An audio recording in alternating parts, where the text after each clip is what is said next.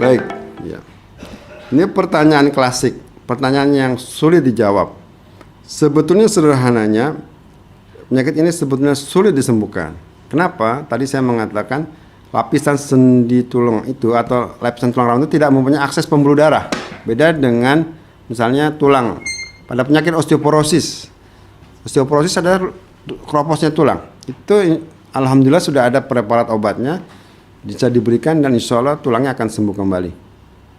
Tetapi kalau tulang rawan, kalau sudah rusak, dia bertambah rusak, long lasting dan forever, bertambah berat.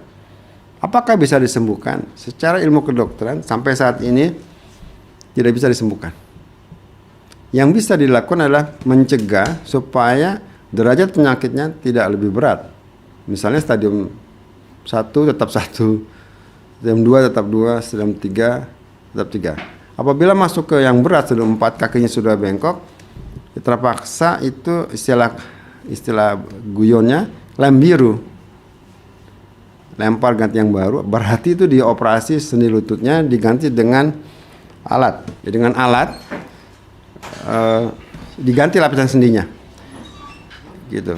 Tapi kalau belum sampai rusak parah, kita bisa melakukan usaha. Beberapa usaha dengan cara harus disuntikan. Kenapa harus disuntikan ke dalam? Karena kalau kita minum obat saja itu hanya sampai di pembuluh darah sini, tidak bisa menembus ke lapisan sendi lutut. Jadi terpaksa obatnya harus dimasukkan ke dalam sendi lutut, kita suntikan ke dalamnya. Obat apa yang kita bisa masukkan? Macam-macam kemungkinannya. Saya mengarang buku ini tentang teknik rekayasa jaringan. Dengan teknik rekayasa jaringan ini kita akan coba usahakan jaringan yang rusak itu menjadi pulih kembali. Kalau bisa berhasil pulih kembali, tentu akan menguntungkan pasien, keluhannya berkurang dan dia bisa normal lagi dan tidak perlu dioperasi. Ini saya beri contoh, pada penyakit yang sudah berat, lapisannya terlalu banyak, terpaksa dilakukan penggantian lapisan sendi lutut.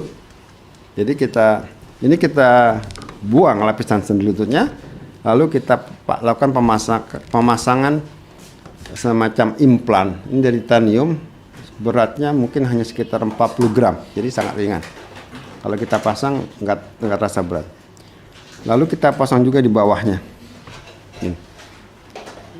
Jadi ini lem biru, lempar yang baru ganti lempar ya, yang baru gitu. Atau lem kuning, dilempar tuku maning ya.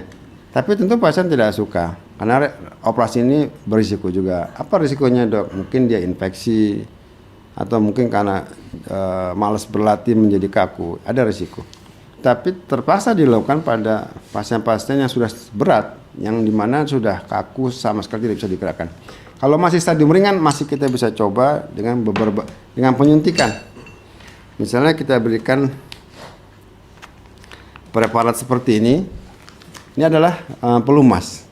Kenapa diberikan pelumas? Kenapa?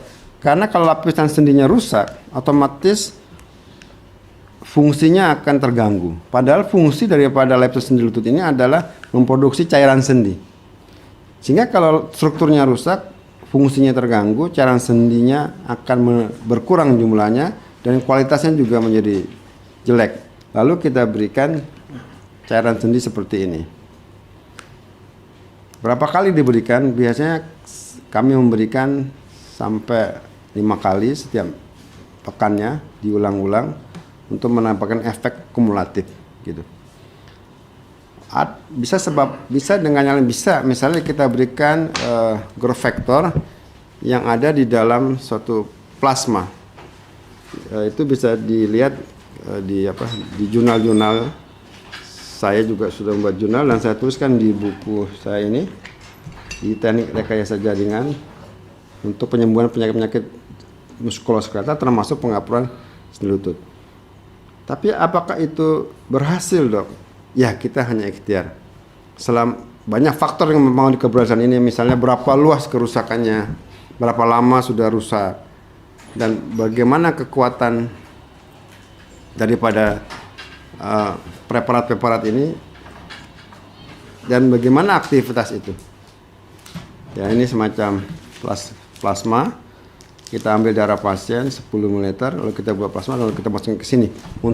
Sekali lagi untuk penyakit yang masih ringan dok. Kalau yang sudah berat terpaksa dilakukan operasi penggantian sendi.